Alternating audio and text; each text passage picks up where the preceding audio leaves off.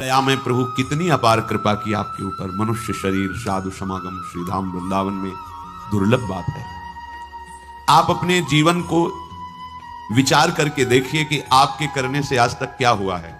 बिगड़ा ही है, बना नहीं है। ये इसलिए विचार कीजिए कि आप अहंकार रहित होकर प्रभु की कृपा का आश्रय लेकर हृदय से प्रभु के चरणों का सहारा ले लीजिए। बच जाओगे, दुख से बच जाओगे। कोई तुम्हारा मित्र नहीं है, यहां कोई तुम्हें सहयोग देने वाला नहीं। मान लीजिए आप लोग भ्रमित हैं, इसलिए आपको लगता है आपके कोई दोस्त हैं, कोई आपके सहयोगी हैं, कोई आपके संरक्षक हैं। बिल्कुल नहीं। बाहरी सब कुछ हो सकता है, आंतरिक रक्षा करने वाला केवल श्री कृष्ण है, दूसरा नहीं है। सच्ची मानिए उन पर बड़ी कृपा है। जिनको पग पर धोखा मिलता है, प्रतिकूलता मिलती है, तो उनको असलियत समझ में आ जाती है। फिर वो सत्य की तरफ मुड़ते हैं, उन्हें साधु समागम मिलता है और वो सत्य में प्रतिष्ठित हो जाते हैं। आज से हमें यह समझना चाहिए कि भगवत कृपा पात्र हैं। अब हमारी दुर्गति नहीं हो सकती, क्योंकि प्रभु की कृपा किसी निमित्त को लेकर के नहीं हुई है, अहेतु की कृपा है। तो अब हमारे कल्याण में कोई संशय नहीं। सच्ची मानिए, ये विश्वास करोगे तो हो जाएगा। विश्वास करो, ये जादू की बात है। मेरा कहां कल्याण होगा, मैं तो गृहस्थ हूं, मैं विषयों में फंसा हूं, मैं दुर्गति पक्की है। नहीं, कुछ भी हो, मेरे में सामर्थ्य तो नहीं, मैं तो अधम हूं, नीच हूं, पर मेरे प्रभु बड़े कृपालु हैं। मेरा निश्चित इस जन्म में कल्याण हो जाएगा, पक्का हो जाएगा। आप विश्वास कीजिए। आप हर समय अपने भाग्य को सराहिए। मैं प्रभु का शरणागत हूं, अहो भाग्य मेरे, प्रभु ने मुझे स्वीकार कर लिया। अगर स्वीकार किया ना होता तो मुझे साधु संग न मिलता। जो प्रभु मोहि अनुग्रह कीन्हा, तो तुम आई दर्श हट दीना। देखो, प्रभु ने मेरे पर कृपा की ना, तो हे महाभागवत हनुमान जी, आप अपनी तरफ से आकर मुझे दर्शन दिए ना। अब मुझे भाव भरोसा हनुमंता, बिनु हरि कृपा मिले नहीं संता। आज मुझे भरोसा हो गया कि हरि की हमारे ऊपर कृपा है, क्योंकि कृपा ना होती तो आप मुझे दर्शन न देते। आपके समीप हमें भगवत चर्चा करने का सौभाग्य, सुनने का सौभाग्य न मिलता। हम लोग जैसे भी हैं, अपने प्रियालाल के हैं। झूठी से ही सही तुम मान लो तो ये झूठी बात नहीं होगी, सच्ची है, क्योंकि है हम। संसार में तुम सत्य मान रहे हो, पर सब झूठा है झूठा। तुम चाहे जितना सत्य मानो, ये मेरा, कोई तेरा नहीं। दुनिया में लाखों का मेला जुड़ा, हंसा जब जब उड़ा। तो इस बात को पकड़ो ना यार। कोई साथी नहीं, कोई साथ नहीं। एक साथी है, केवल श्री हरि नाम, केवल राधा नाम, क्योंकि राधा नाम हरि नाम ही हरि को प्रकाशित करता है। इसलिए हमारा तो हरि प्रिया से भी प्रिय इनका नाम है। इनसे भी ज्यादा महत्व इनके नाम में हमें देना है, क्योंकि नाम से ही इनका परिचय, नाम से ही हमारा संबंध दृढ़ होता है। झूठी भी हम मान लें कि हम प्रियालाल के हैं तो झूठा नहीं होगा, वो सत्य, क्योंकि हम हैं उनके। आप झूठ से भी इच्छा करने लगो, इच्छा नहीं भगवत दर्शन की, पर झूठ से भी करने लगो, अब तो कल्याण हो जाए इसी जन्म में, अब तो प्रियालाल मिल जाए इसी जन्म में। वो मिल जाएंगे। झूठा खेल है, सांचा होए, क्योंकि ये सांचा खेल है। इसमें नाटक भी करे भक्ति का तो भगवान कृपा करके उसे सच्चा भक्त बना देते हैं। बस आश्रय ले ले भगवान का। झूठा भी रोए, झूठा भी गाए, झूठा भी भाव से लगे, सच्चा भाव नहीं है, पर प्रभु देखते हैं ना कि मेरे में लगना चाहता है, मेरा आश्रय लिए, उसे सत्य भाव से युक्त कर देते हैं, उसकी भावना सत्य कर देते हैं। पूज्य श्री राधा बाबा कह रहे हैं, मेरा अनुभव है। संतों के अनुभव को समझना चाहिए। प्रभु से केवल एक ही प्रार्थना करो, यदि कि मुझे आपकी अखंड स्मृति प्राप्त हो, निरंतर भजन, आपसे प्रेम। तो प्रभु इस याचनाओं को कभी नहीं ठुकराते। आप एक प्रार्थना करें, मेरा भजन बन जाए प्रभु, निरंतर आपका भजन बन, आपकी स्मृति में मगन रहूं, आपके चरणों में प्रेम हो जाए। तो इस बात की पूर्ति प्रभु उसी समय प्रार्थना करते ही शुरू कर देते हैं, पर हम अज्ञानी इसलिए जान नहीं पाते। क्या? जब इस बात की पूर्ति में लगेंगे तो जहां जहां हमारी स्मृति, जहां जहां हमारा संबंध है, जहां जहां हमारा राग है, वो मिटाना शुरू करते हैं। तो फिर प्रश्न आ जाते हैं कि जब से भजन शुरू किया तब से विपत्तियां आ गई, लोग हमारे को प्रेम नहीं करते, वो नफरत की दृष्टि से देखते हैं। अमुक अमुक अमुक, ये वही तो हो रहा है जो आपने मांगा है। प्रभु से प्रेम करने के लिए हमें सर्वात्म वृत्ति चाहिए, और हमारी वृत्तियां फैली हैं, तो हमारे राग का वो नाश करके उन वृत्तियों को अपने में लगा रहे हैं और वो भजन छोड़ देता है, वो सतमार्ग छोड़ देता है कि जब से शुरू किया तब से घाटा, लोगों का अपमान, परिवार में कोई प्यार नहीं करता, और एक दो अगर पधार गए तो फिर तो और पुष्ट हो गया कि बड़ा अनिष्ट मार्ग है, भगवत मार्ग नहीं चलना।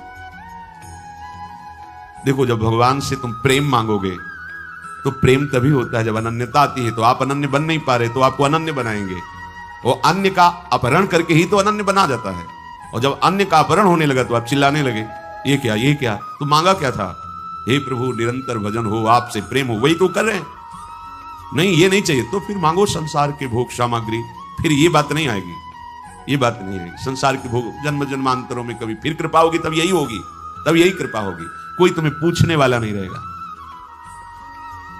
भक्ति के मार्ग में जब चला जाता है तो भगवान सहयोग करके ऐसी स्थिति देते हैं कि कोई प्यार नहीं करता, सच्ची में कोई प्यार नहीं। जब आपके अंदर विवेक होगा और झांक के देखोगे तो उसकी स्वार्थ और वासना झलकती नजर आएगी, जो आपको कह रहा मैं आपको बहुत प्यार करता हूं। जब जांच करके देखो तो उसका अपना सुख, उसका अपना स्वार्थ नजर आता है, प्यार नजर नहीं आता। प्यार होता है जिससे हम प्यार करते हैं उसको सदैव सुख प्राप्त हो, कभी स्वप्न में भी दुख प्राप्त ना हो, ऐसा केवल भगवान, दूसरा कोई नहीं। अन्य कामी यदि करे कृष्णेर भजन, कृष्ण तारे देन स्वचरण। कृष्ण कहे आमाय भजे, मांगे विषय सुख, अमृत छाणी मांगे विष, यही बड़ मूर्ख। आम विज्ञ यही मूर्ख, विषय सुख केन, दिव तव चरण दिया विषय सुख भुलायु। जो अन्य कामना से हमारे प्रभु का भजन करते हैं तो प्रभु कृपा करके उसे अपने चरणों में प्रेम देने की चेष्टा करते हैं। भक्तों का संग, नाम, गुण, कीर्तन आदि के द्वारा उसे आगे बढ़ाते हैं।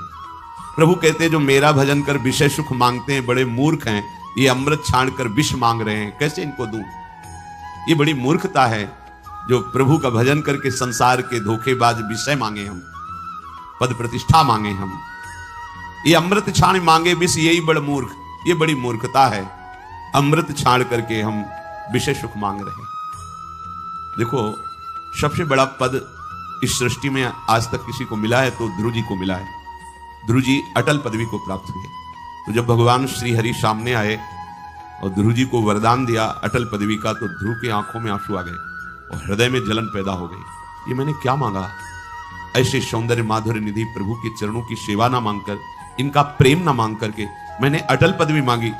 उसी समय उन्होंने प्रभु से प्रार्थना की कि हे अनंत, हे भगवान, तो ही भगवत वासुदेवे मुहु निरंतरम भक्तिम प्रेम प्रवहताम सात्येन कुर्वताम अमलाशयानाम अमल आशयो एशाम ते अमलाशयाः निर्मलांतः करणानाम महताम सताम प्रसंगः मे मम भूयात् एन भगवत गुण कथामृत पानमत्तः भवतो गुणानाम। हे प्रभु, मेरे से चूक हो गई। मेरे अंदर कामना थी कि मैं ऐसा पद प्राप्त करूंगा जो हमारे पिता और पितामह को भी नहीं। प्रभु, ये चूक इसलिए हो गई कि बहुत काल तक आपके प्रेमी संतों का संग नहीं मिला। इसलिए हे अनंत, हे भगवान, भक्ति मुहु प्रवहताम त्वयि में प्रसंगो भूयाद अनंत महताम अमलाशयानाम एनांजसोल्वण मुरु व्यसनम भवाब्धिम निश्चय भवद गुण कथामृत पानमत्तः। प्रभु, जो आपके नाम जप में, आपकी लीला कथा कहने सुनने में मत हैं, ऐसे अपने प्रेमी संतों का मुझे संग दे दो।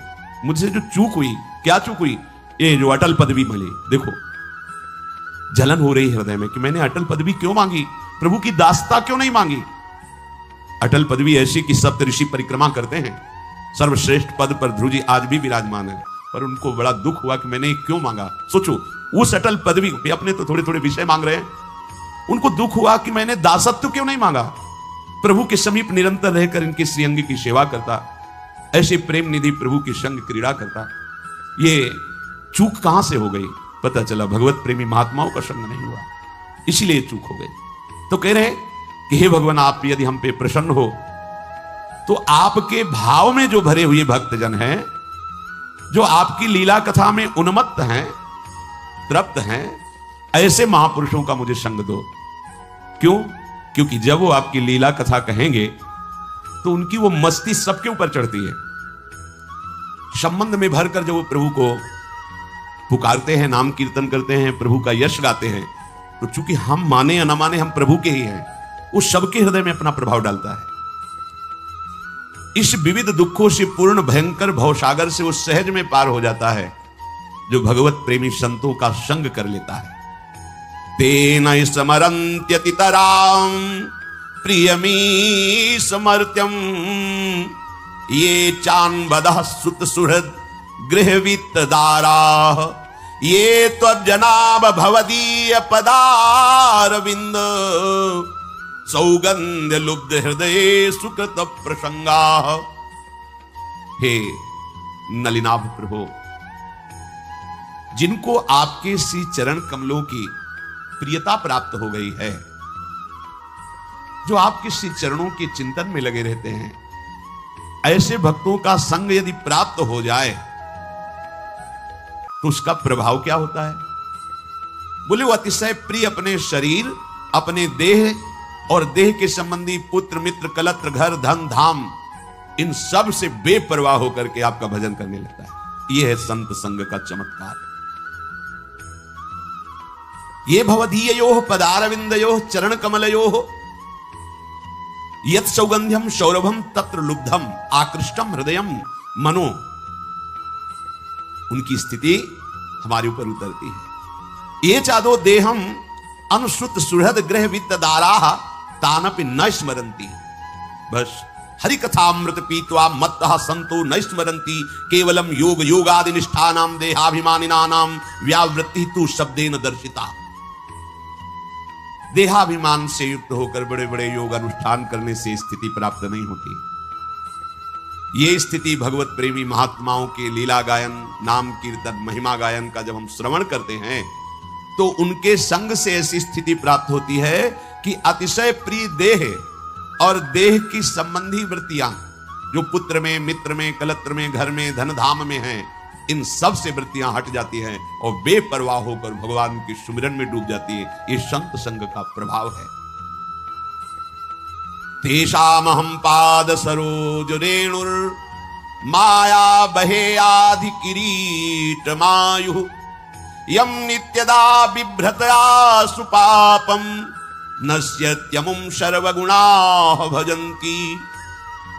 हे संत महापुरुषों, आपकी चरण रज को आयु पर्यंत मैं अपने शीश पर धारण करता रहूं, क्योंकि जिनके माथे पे संत चरण रज विराजमान होती है वो निष्पाप होकर के भगवान का प्रिय बन जाता है। जे गुरु चरण रेणु सिर धरहि तेजन सकल विभव बस करहि। संपूर्ण भागवतिक वैभव उसके हृदय में प्रकाशित हो जाता है जो संत सदगुरुदेव की चरण रज को अपने माथे पे रखता है। जब प्रभु की असीम कृपा होती है तो भगवत प्रेमी महात्माओं का संग मिलता है।